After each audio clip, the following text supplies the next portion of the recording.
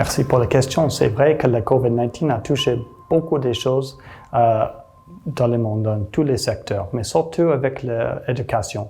C'est très difficile de faire les cours parce que tout le monde, presque, sont habitués de faire les cours face en face, dans une petite salle, dans n'importe où dans le monde. C'est très difficile de changer ça dans une heure, une semaine ou une année. Ça doit avoir beaucoup de patience, beaucoup de temps pour améliorer ça.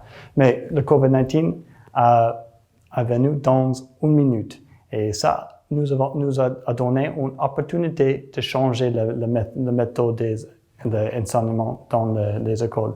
It's an opportunity. C'est difficile, but it's an opportunity à changer notre méthode et d'améliorer toutes les choses à l'école, à l'université. Et for American College, nous sommes prêts pour ça. And why? Pourquoi? Parce que dans notre pédagogie, nous avons 3 points qui sont très, très, très centralisés dans notre méthode. Le premier point, the first point, is d'avoir une expérience dans la classe qui est très active, très sociale. Parce que l'apprentissage, c'est pas juste je suis أمام واحد شاشة وكان سنت واحد فيديو وكان كنمشي. لا. Learning, apprentissage, c'est une expérience sociale. Je prends quelques informations, je réfléchis, je parle avec les gens. Ça, c'est learning. Mais c'est le premier point, c'est très important d'avoir une expérience sociale, soit dans la classe, ou soit en ligne. Alhamdulillah, today with Zoom, Skype, Google Classroom, il y a beaucoup de technologies pour avoir une expérience sociale dans la classe. Et donc, le deuxième point, الأستاذ خاص يكون عنده شي خبرة to use the digital technology digital رقمية in a very intentional and intelligent way. الأستاذ خاص يكون قادر باش يحط الفيديوهات يستعمل open educational resources حتى في one space, maybe Google Classroom, WhatsApp, Microsoft Teams, إلى آخره, and present all the information to the students dans un moyen qui sont organisés, qui sont convenables, qui sont agréables à l'élève, parce que c'est difficile maintenant d'avoir une classe qui est maintenant dans toutes les ressources digitales. Il n'y a pas de livres, c'est juste des PDF, les quiz online, tout ça. Mais si le USTED is ready to do it well, c'est pas de problème. Ici, il y a un learning management system comme Google ou Moodle, on peut le faire and make a very good package for the system. Et le troisième chose pour American College Casablanca, c'est Casablanca. Alhamdulillah, Hanafa Casablanca, we have a city, a very rich. Ça c'est une ville riche. Il y a beaucoup de choses à faire. Et even if I'm studying at home, en ligne, on peut étudier avec, en partenariat avec les organisations, les business ici. Beaucoup de partenariats à American Casablanca, ils font maintenant le travail à maison. Mais on peut faire maintenant un internship en ligne avec une organisation sans couper le alaqa bin le classroom. And so, avec ces 3 points, on est maintenant prêt pour avoir une situation pour apprentissage qui est très riche, très complexe, parce que maintenant, l'apprentissage, c'est pas juste les vidéos ou les clics ou quiz. Non, ça doit être quelque chose qui est social, cultural, historical, إلى آخره.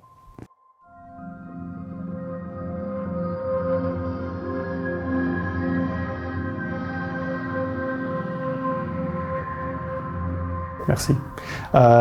Je pense que maintenant, American College Casablanca et toutes les universités au moins, elles doivent avoir un système de technologie, soit Google Classroom, Zoom, Microsoft Teams, and Moodle, Blackboard, Canvas. Il y a beaucoup de moyens d'avoir un système. Si une université ou une école n'a pas une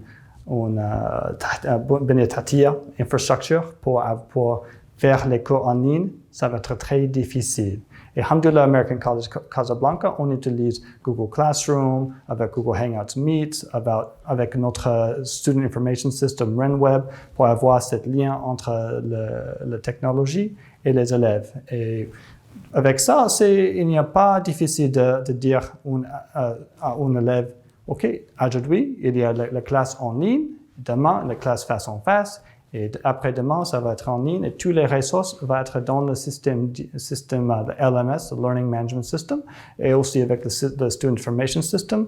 Mais sinon, si l'université est habituée à faire les examens en papier, tout ça, ça va être très difficile. Mais, alhamdoulilah, avec American College Casablanca, nous faisons beaucoup des choses, d'avoir un système qui est clair, qui est simple, qui est riche, et qui est easy to follow pour les élèves, parce que sinon, ça doit être peut-être un peu complicated.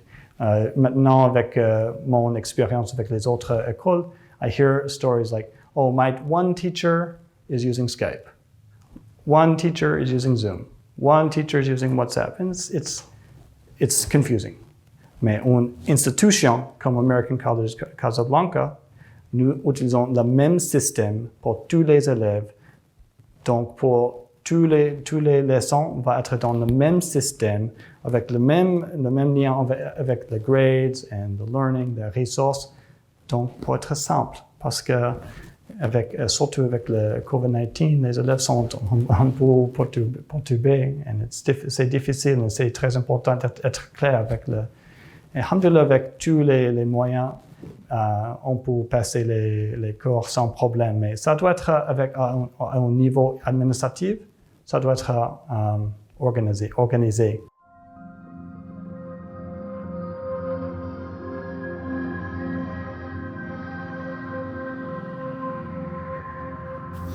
It is a really interesting and a very important question. And I think that if we were to look back a year compared to today, we would see that technology has always been important, but it is critical right now. In the last 3 months, 4 months, we have gone from almost all courses being delivered in person, where the students are in the classroom with the professor. And that was the norm for most courses. A few universities were already doing distance education. So some universities were already well prepared.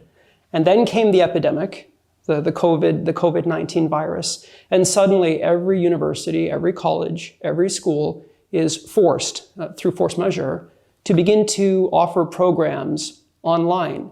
And going online means going with technology.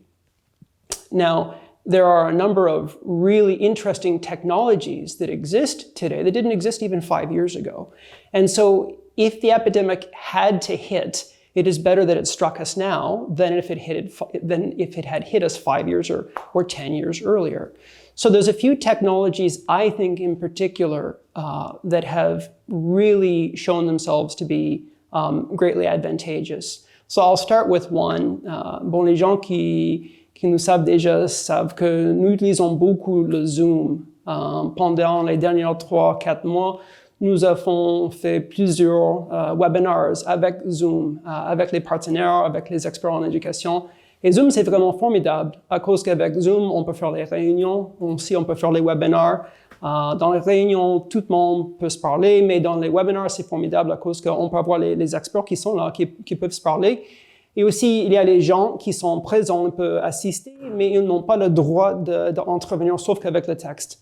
So when you're teaching, that's the ideal, because you want the teacher or the other teachers to be able to talk, to take part. You want students to be able to ask questions, but what you don't want is to have somebody take over and start projecting things on video. And I'm sure many of you are aware that, Zoom had some real challenges. Le Zoom bombing qui était un vrai problème pendant le mois d'avril. Aussi Google, il y a quelques produits de Google qui sont vraiment formidables. Google Classroom, si vous êtes enseignant, vous allez savoir, c'est vraiment une plateforme très bien. It's really, really well put together. And I have to confess, I was not a Google Classroom user up until this year. Alors moi, pour dire autrement, dans les dernières quelques années. Moi, j'ai utilisé un peu la technologie dans le classroom, mais j'ai jamais utilisé Google Classrooms. Alors, peut-être c'est bon que nous avons tombé sur l'épidémie à cause que ça nous a forcé de faire l'adaptation et l'évolution un petit peu. Comme, like it says in the Quran, "Asan an takra'u shay'an wa huwa khayru lakum." So this is a good example of sometimes a bad situation can cause you to find something that's good. So Google Classroom is a great system, and there are other good systems out there that many professors are using with great effectiveness. And it is important to have a good system. I was reading an article in CBC News this morning, and I was sharing it with my team. So a number of Canadian universities are struggling with the assessment part of education. So the issue is when a professor is giving a test or a quiz or an exam, how do they know the students are taking it ethically and fairly? And so I think that technology, as it's getting better and as we're getting better at using it, is going to provide better ways for us to give students fair assessments. Il y a beaucoup d'étudiants maintenant qui demandent comment est-ce que je vais passer les quiz, les examens, les tests online. Moi, je ne vais pas tricher, mais peut-être mon mec, il va tricher sur l'examen. Alors, c'est bien que nous sommes en train de faire une évaluation de comment on peut mieux faire l'évaluation dans une façon qui est nichée, qui est directe, sans problème.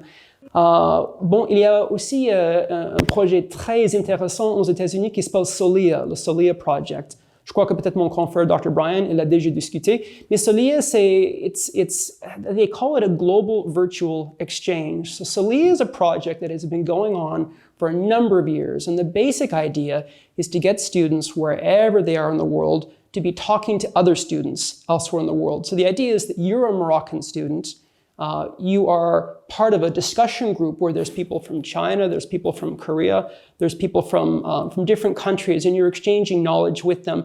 It's almost like getting to go on exchange, except that it's virtual, it's online. And the SOLIA project has proven to have, I think, a really, really good impact on a lot of students. And we are planning to use it. We have an agreement with the SOLIA Foundation for us to use it in the upcoming year at the American College Casablanca. So we're very excited to have Maghraba students on site at the college who will be able to sort of take part in virtual exchange without leaving Morocco. Et ça, c'est important à cause que, vous savez déjà, il y a un pourcentage intéressant des Marocains qui ont voulu aller à l'étranger cette année. Moi, j'ai discuté avec plusieurs étudiants qui ont dit, moi, je vais aller au Canada, aux États-Unis, à l'Angleterre. Maintenant, on ne peut pas. Peut-être en janvier, peut-être ils vont aller. Mais pour l'instant, il veut aller à l'étranger, il veut discuter, il veut avoir les expériences avec les autres étudiants étrangers. Alors, avec le SOLIA programme, c'est possible de faire vos bachelors, vos masters, et restez chez vous, mais vous êtes dans un groupe, comme dans une salle de classe virtuelle, avec les étudiants étrangers. Et c'est vraiment, it's really important for students to have experiences like that.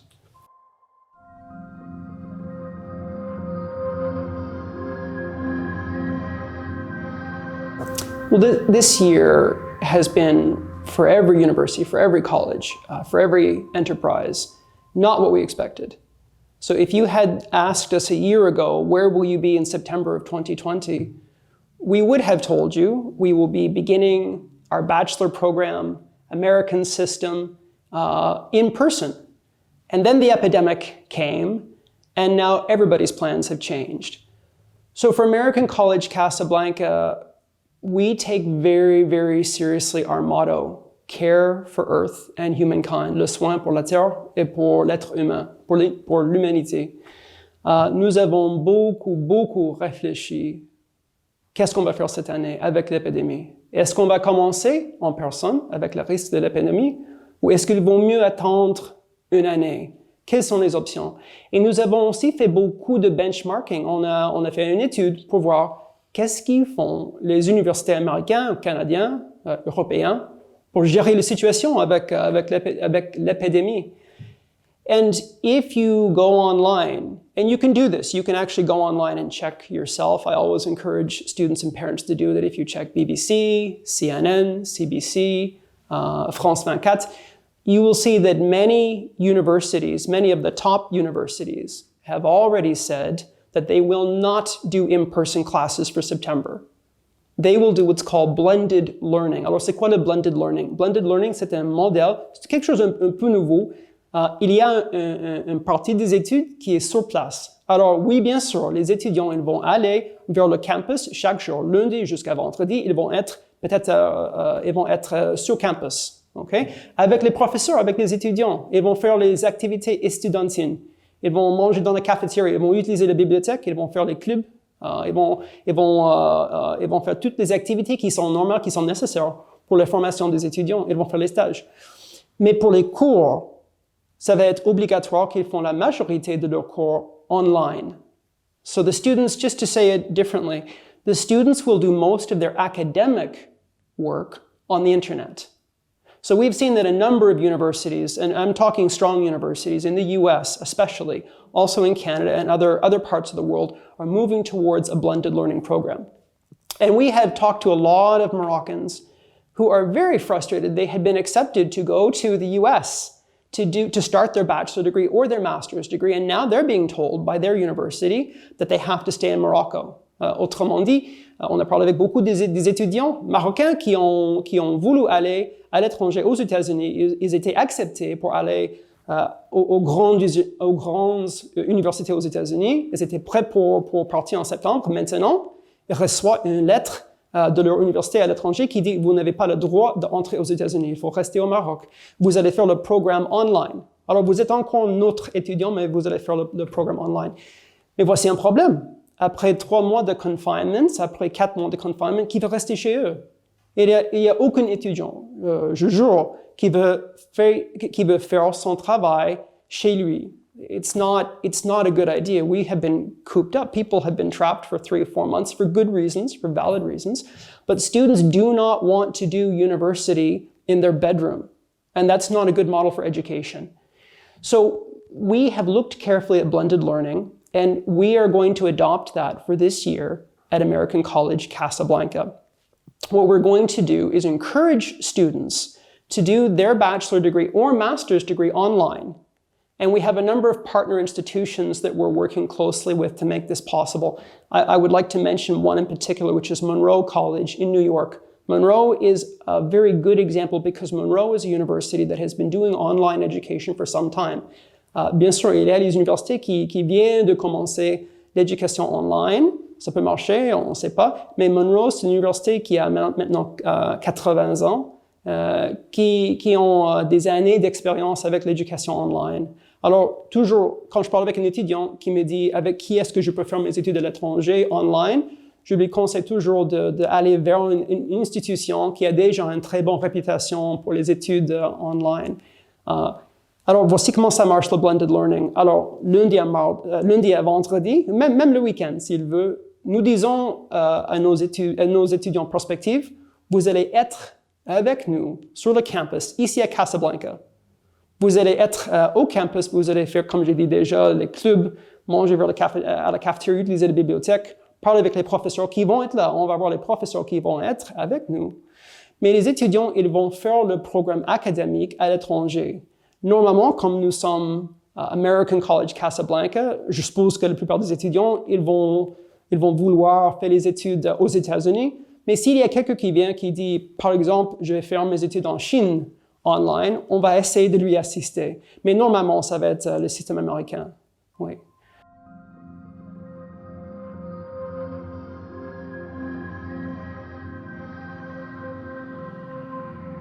Je vais me concentrer sur la question de American College Casablanca.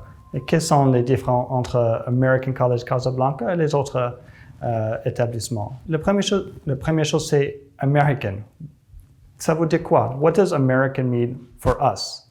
Une chose qui est un peu complexe avec le nom ou le système américain, c'est qu'il n'y a pas un système américain qui est mieux fait mieux la même chose. Pas comme le système allemand, français. Si on fait l'école, une école française, c'est le même système de période comme ça, parce qu'il y a ce lien entre le gouvernement ici. Mais aux États-Unis, il n'y a pas le centralized. Le gouvernement n'est pas centralisé par rapport aux les écoles, les universités. On peut utiliser American mais avoir beaucoup des autres understandings ou des autres moyens de comprendre qu'est-ce que c'est américain. Donc, pour nous, américain, c'est 3 choses. La première chose, c'est flexibility. Okay? The credits. The high quality, haute qualité de les courses. Okay? So we have to have very good, very clear classes for students to take and understand in a system of choice, flexibility. Parce qu'à le système américain, il n'y a pas un élève n'a pas le même cours. Non, on choisit. On choisit, je vais faire ça. Peut-être que je vais faire histoire, cette période. On va faire un cours en n'importe quelle langue. Why? Parce que nous voulons que notre graduates are different. You know, quand on sort de l'école, oui, j'ai fait mon cursus en business, mais en même temps, I have made choices. J'ai fait les choix that are different than my friends so that I can bring something new to the experience. Okay? So that's the first thing, choice and so on. The second thing is, again, the idea of credits and flexibility. Dans le système de bachelor qui est prévu pour le Maroc maintenant, ça va être très bien de faire le système de crédit. Donc, j'ai passé peut-être mon cours en ligne ou un autre établissement, mais j'ai le crédit. I had a class in Intro to Business. Je peux passer avec cette cursus à American College, Casablanca, n'importe autre établissement.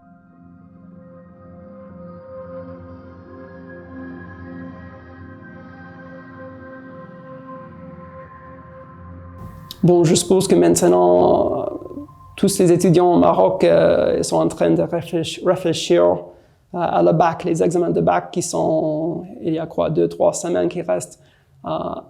If we're being honest, if we're being very serious, most students by now have already acquired the knowledge they need for the exam, or that they will take into the exam. So those students who have been working very, very hard, they have the knowledge now. Those students that have not been working as hard, inshallah, they have some knowledge, okay? So at this point with the back exam coming up, what is really important is care for the student. Autrement dit, il faut maintenant que l'étudiant prend soin de lui-même. To be specific, a lot of students, a lot of adults during the COVID epidemic have become nocturnal. Souvent, quand je vois des emails des étudiants, des professeurs, ça arrive à 2h, 3h le matin. Alors, et si j'appelle un confrère, peut-être à midi, à 2h, à 14h, 15h, il dort encore. C'est la même chose avec les étudiants. Le problème, c'est que l'examen du bac, c'est pendant le jour. Alors, je conseille à tous ces étudiants d'essayer de retourner à un horaire plus normal. I would tell any student who's getting ready for the back exam to try to go back to a daytime schedule, be active during the day, and try to get a good night's sleep, especially the days right before the exam. I would also encourage students to take care of themselves physically and mentally. It's really important the week before the back that you are eating healthy food. It's really important that you're getting exercise. And it's hard to get exercise during confinement. Moi-même, normalement, j'aime faire la natation ou le jogging pendant le confinement. C'est un peu dur, c'est un peu difficile de le faire.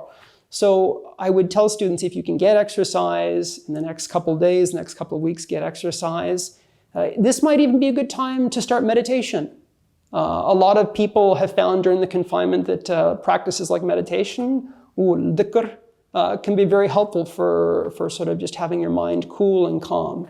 So the most important thing, I guess, in summary, as students are getting ready for the back exam, is to really take care of themselves mentally, physically, do everything they can so that their mind is in the proper state to take the exam. And the knowledge, they already have the knowledge by now. So they really just, review is good. But I would emphasize more I would emphasize taking care of themselves rather than staying up late and studying in the 2 or 3 nights before the exam.